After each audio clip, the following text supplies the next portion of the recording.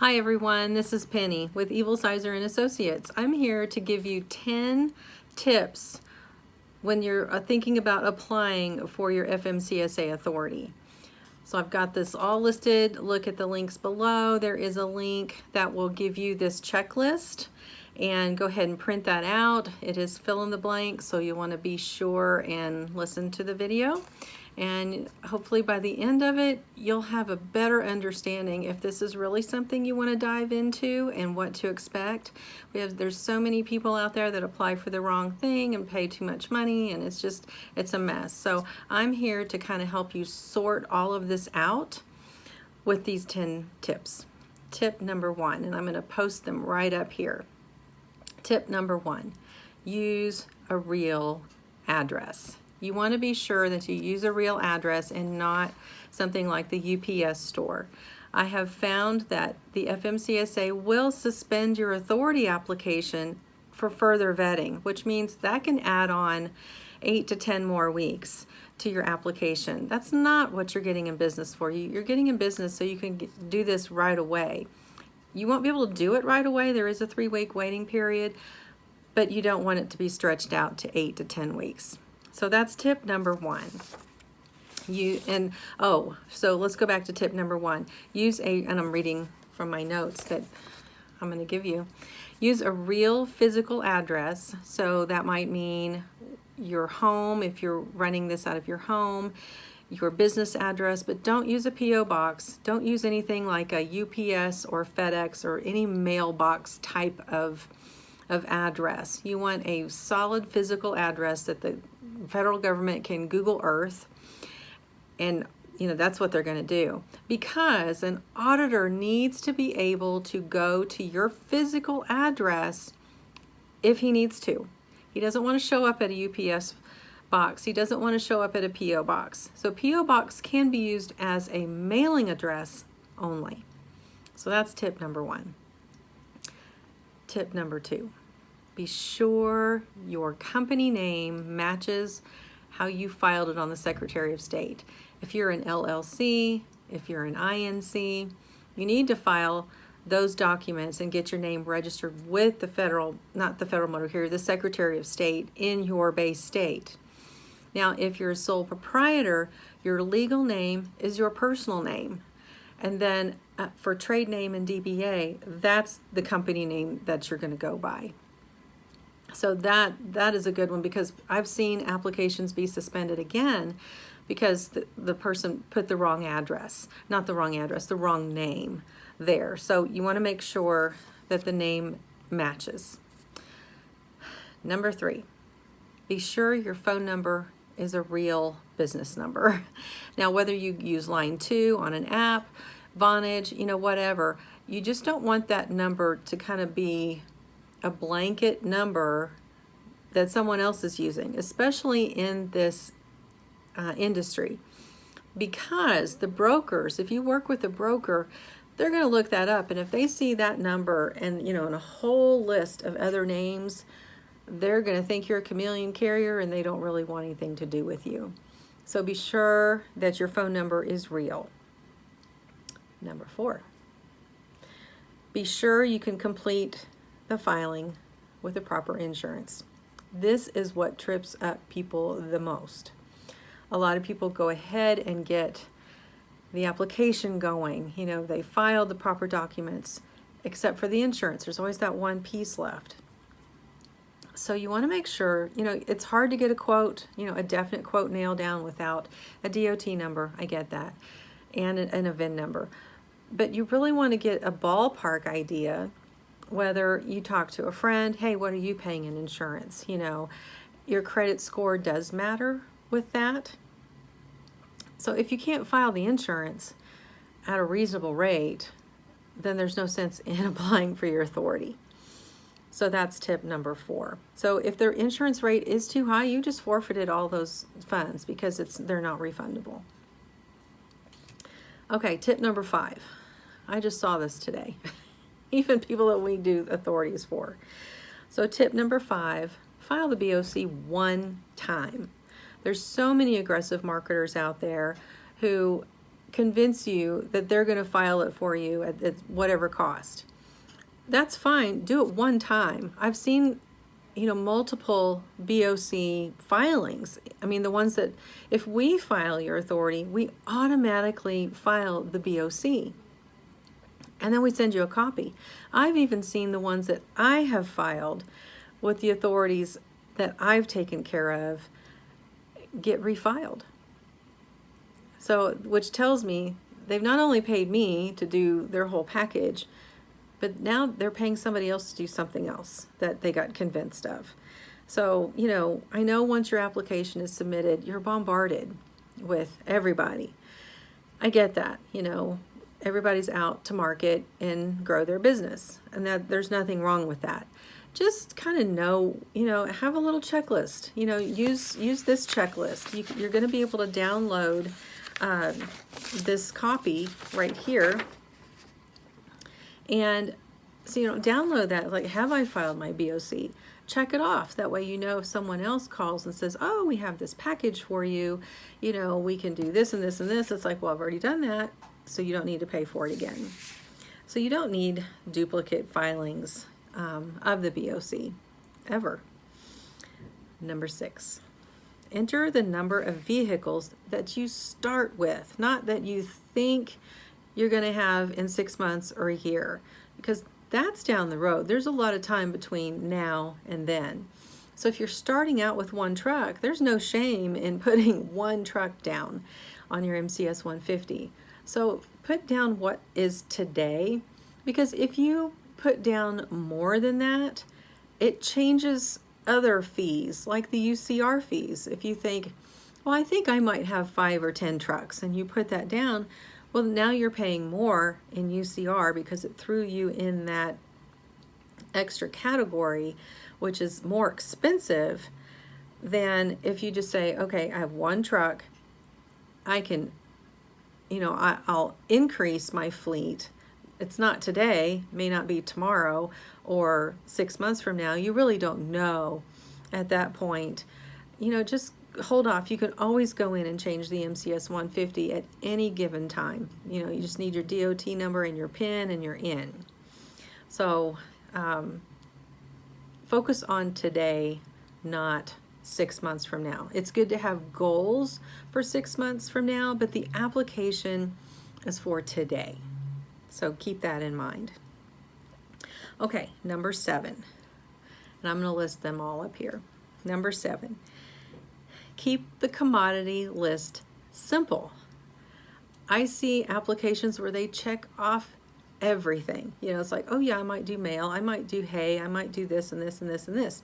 Now you've got this commodity list that's 20 items long, and everything just might filter into general commodities. So, don't be so anxious in checking everything off. That can also cause your insurance to go up, because they're like, oh, well, this is in another category. Let's charge them extra for this. So keep it simple. If you're just doing general freight, put general freight. It's general property. If you're doing household goods, just do household goods. Motor carrier carrying automobiles or a towing service, keep that separate, because there's a different insurance requirement for that. Or hazmat. So those are kind of the 4 basic categories that you should check. Yeah, there's a lot of extra. And if your insurance company, you have this conversation with them where they say, okay, well, you need to update your MCS 150 and check mark this. Okay, fine. But in the beginning, keep it super simple. Number 8 is do your homework. The FMCSA application is just the tip of the iceberg. In the section below, I put a link to an interstate permit checklist. Be sure you print that out, and it'll give you some guidelines as to what you're going to need before you head out. I mean, we had a lady call today, and she was like, I don't need that, I don't need this, I don't need that. And it's like, I assure you, you do, because we've been doing this for 30 years. So we know what we're talking about on the different permits, because we've seen people, they get to the scale and they get stopped, because one lady today thought the the KYU number was covered on our UCR. And you got to know that with all the permits, nothing overrides anything else. They're all different agencies. They're all required depending on the size of your truck and the size of your fleet. So, and the commodity. So just be sure that you've got your ducks in a row before you cross the state line. So number 9, it's not really a tip. I guess it's a tip. It's something we created for new carriers or even existing carriers. And that is a free course on our Miles of Training online course platform. And it's just steps to become a new carrier. There's also one called Steps to Become a New Broker. And again, I've listed all of the links below. This is in a more detailed kind of conversation, if you will, that if I were to talk to you, and a lot of people say, well, is there anything that I need? It's like, oh gosh, that's a loaded question.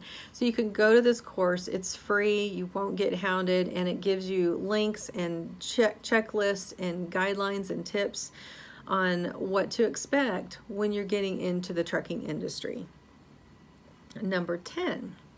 So let's say you're a carrier and you want to add a broker. Can you add the broker to your existing carrier? Sometimes. I wouldn't recommend it. It goes against MAP 21 rules. And it also freaks out insurance companies if you're a carrier and then suddenly you're adding on something else. That's more liability than they're willing to put out for you. So the best thing is to keep everything completely separate. You want a separate MC, you want a separate DOT, you want a separate name, EIN, address, and even phone number. So you want it all to be like 2 completely different companies. And then you won't have any issues. Now, when we're filling out the application, we will affiliate. It's like, oh, hey, this person is related to this account over here. And that still doesn't link it as far as being under the same account. There's still 2 separate accounts. But it gives the FMCSA notification that, okay, these may have the same owners, and that's okay, but completely separate entities. So I highly recommend that.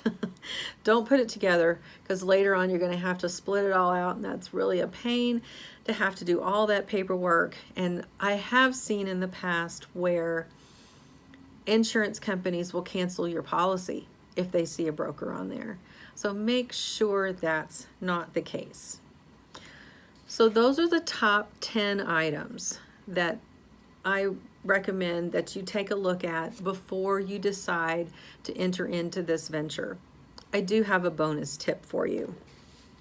And the bonus tip is one that will save you money. There is a link, or not a link, there's a check mark on the application that says, will you be a freight forwarder? So many people check this every single day. When you check mark this, that does not mean you're, okay, let me back up. If you check mark that box, you've paid an additional $300 that's non-refundable, okay? Did you catch that? An extra $300 that's non-refundable, and most cases, you're not a freight forwarder. A freight forwarder is similar to a broker. You warehouse, you take possession of those commodities. It's not a long haul trucker. So if you're planning on opening your business as a long haul carrier, don't check mark that box. Later on, if you think you're a freight forwarder, you can add it. But don't check mark it right now, because it's probably not what you need. Now, if you know, let's say you're a broker and you decide, okay, I have this warehouse space near maybe an airport and I want to actually be a defined freight forwarder, then by all means do that. But if your goal is to move freight from, let's say, Houston to Chicago, that is not a freight forwarder at all by any word of the definition. So that would be a long haul carrier that just needs a motor carrier account.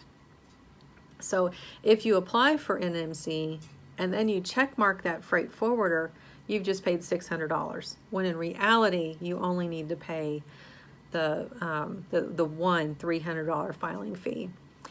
I kind of calculated one day, I was curious as to how much the government was making in addition, because they're not issuing refunds anymore. They used to, but they're not anymore. And I estimated that the government is pulling in an extra $2 million because of that one check mark. And that's $2 million a year. That's a lot of money to be just floating around because of errors. So I found that kind of interesting. So I want to make sure on my notes that I have covered everything. If you would like for us to help you with your authority, which I highly recommend, then check the links out below. We're giving you a $50 discount if you use the coupon code, so be sure to use the coupon code. So here's what we do when we file your authority. We have a task list that drips out not only to you as to different things to be looking for, but to us. So we have a to-do list. We might have to look at your authority. We might have to see when we can file your UCR. We might, the BOC is automatically done, but we have this chain of command that we take care of you to make sure things are filed in a timely manner. I've even had cases where a customer would say, okay, my insurance company said they're filing the insurance, and a week later it's not there. If you didn't have someone like us, or you kind of forgot to check, there's a week lost. So we give it to you as it is. We give you our 30 years worth of experience here. We started in 1990 and here we are at 2020. So we want you to be successful in all areas. We have partnered with the top companies in America who I trust, and they will not take your money for no reason. So be sure to check out our website at evilsizer.com. Check the links below to see if we can help you do that. The authority application, download the checklist, download the 10 tips.